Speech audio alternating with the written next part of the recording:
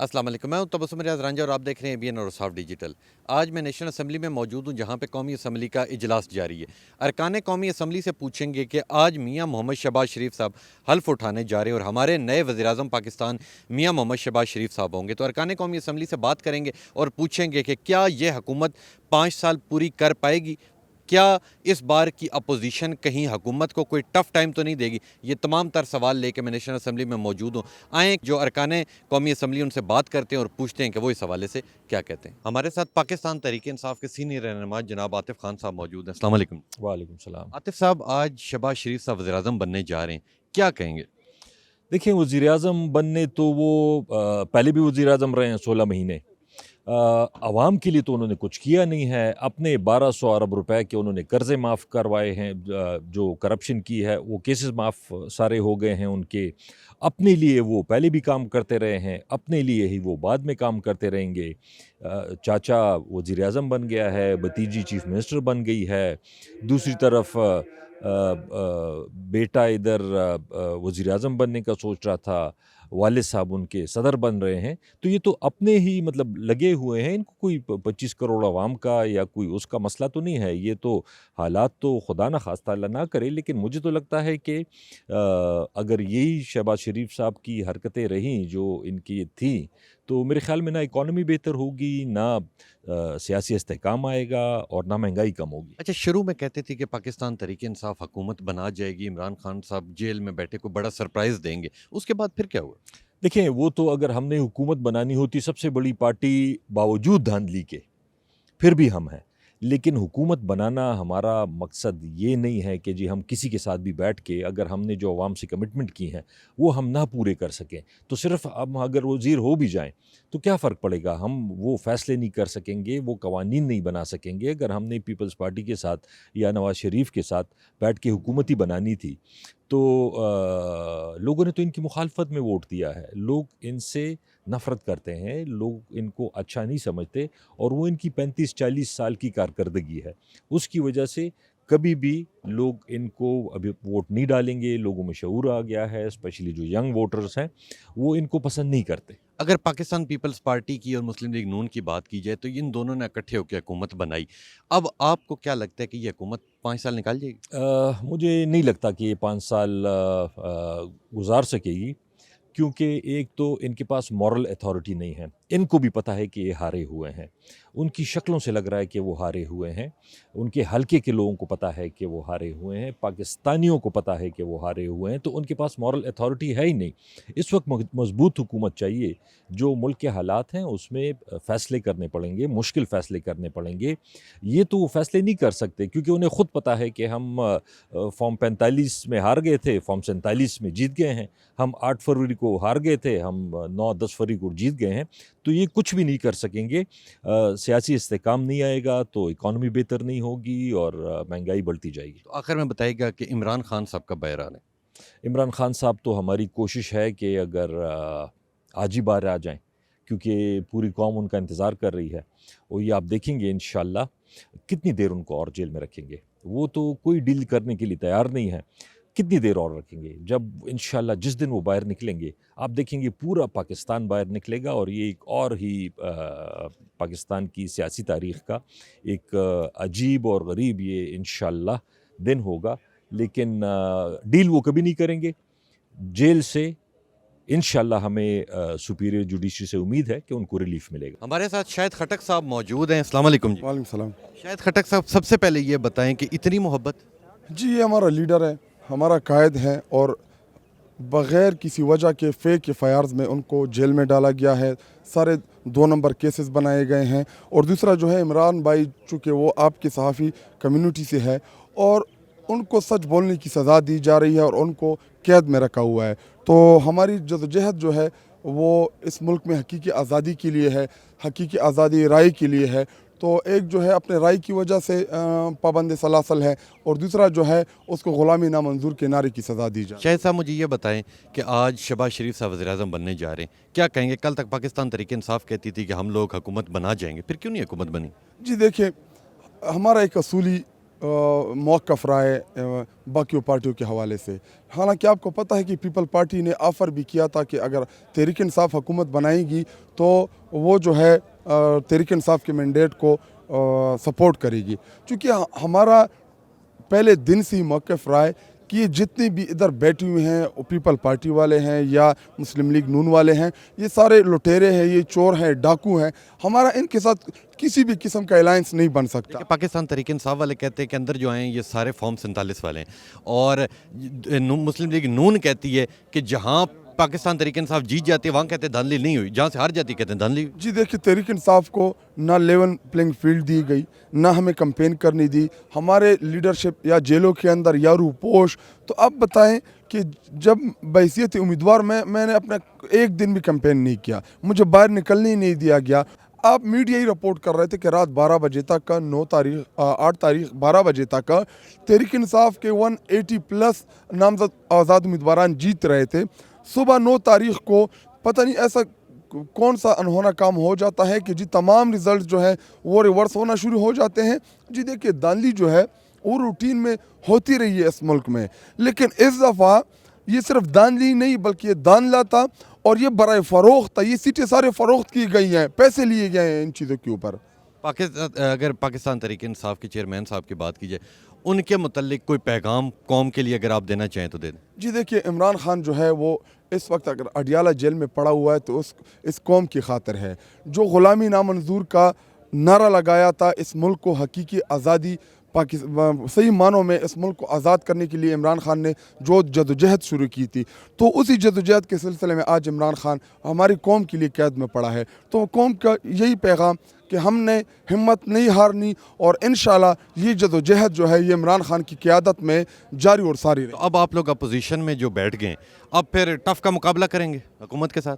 जी देखिए, ना तो हम इस हुकूमत को मानते हैं क्योंकि ये जाली है, ये फॉर्म 47 के ज़रिए बनाई गई हुकूमत है, ना ये चल सकती है, ना इनके पास इखलाकी जवाज़ है, ना इनके पास कौम का मैंडेट है।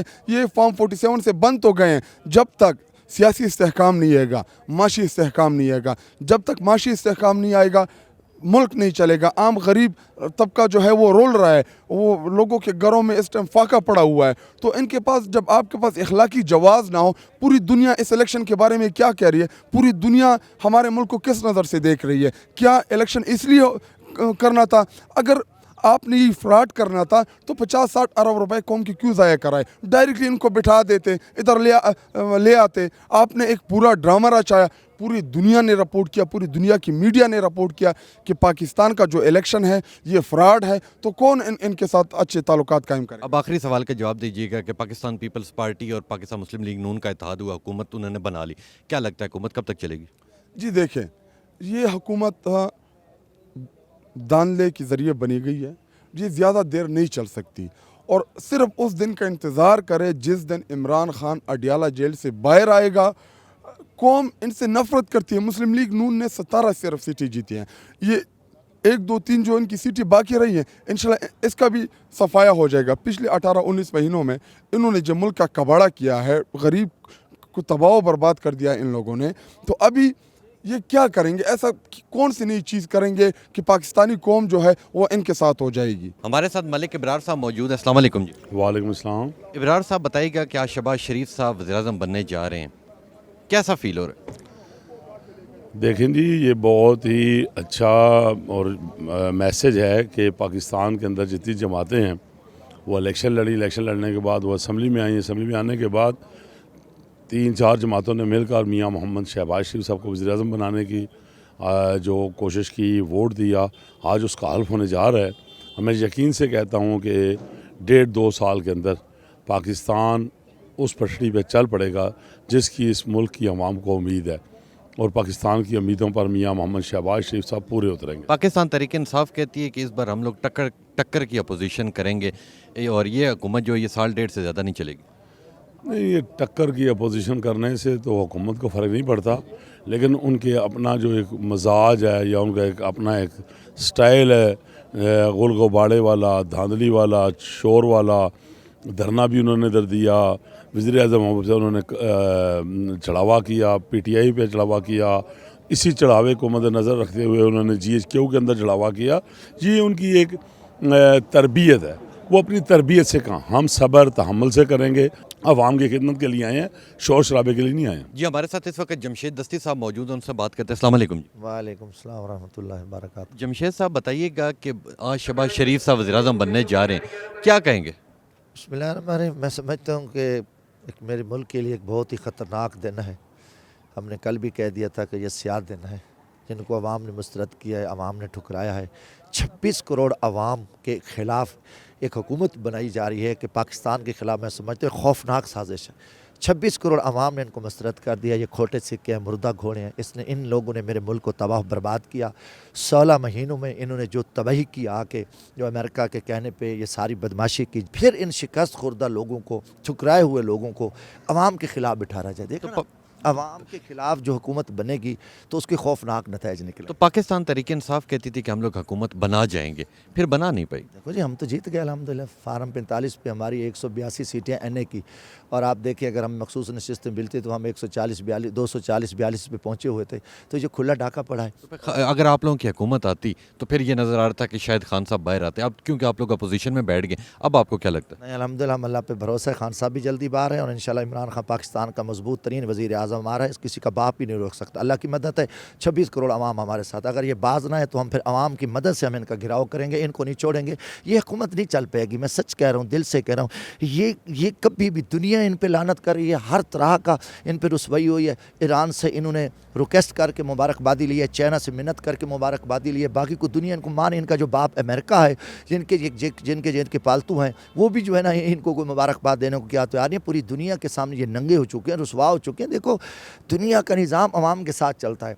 जब एक अवाम ने 8 फरवरी को निकल कर इनके मुँह पे तारीखी तमाचा मारा है और एक पाकिस्तान की तरीका खुला और नंगा जेली वज़ीर आज़म बनाया जा रहा है, कौम पे मुसल्लत किया जा रहा है, तो जब कौम के ऊपर एक जबरी हुकूमत डाका जनी के हुक्म करोगे तो क्या करेगी अवाम? तो फिर समझो कि मुल्क के ख़िलाफ़ साजिश है। ये शहबाज शरीफ को पाकिस्तान के ख़िलाफ़ और पाकिस्तान के 26 करोड़ अवाम के ख़िलाफ़ बिठाया जा रहा है, जिसके खौफनाक नताइज निकल सकते हैं। इसलिए हम अपनी तहरीक को बढ़ाएंगे, चलाएंगे और हम अवाम में खड़े। अवाम ने हमें कामयाबी दी और इमरान खान इस मुल्क का वज़ीर आज़म बनेगा, जिसको अवाम ने मैंडेट दिया। इतनी बेगैरती के बावजूद, इतनी बदमाशी के बाद, खुली दहशत गर्दी के बावजूद, जहाँ हमारे बीचों को, बीवियों को, ख़ानदान को उठाया जा रहा, तशद्दुद किया जा रहा, उसके बावजूद अवाम ने इनको ठुकरा दिया, मुस्तरद कर दिया। अब ये खोटे सिक्के कैसे चलेंगे? शक्लें देखें, इनकी शक्लें मरी हुई हैं। ये कौम के नसूर हैं, कौमी मुजरिम हैं, डाकू हैं। तो इन डाकू को हम कैसे बर्दाश्त करेंगे? कैसे इस चोर को हम असम्बली में बैठने देंगे? इंशाअल्लाह ताला ये रुसवा होंगे, जलील होंगे। हम इस पाक वतन को, पाकिस्तान को इन चोरों, इन डाकू, जरदारी गैंग और नवाज शरीफ, शहबाज शरीफ गैंग से इंशाअल्लाह निजात दिलवाएंगे। जी, मेरे साथ इस वक्त बैरिस्टर अकील साहब मौजूद है। अस्सलाम वालेकुम। अस्सलाम वालेकुम जी।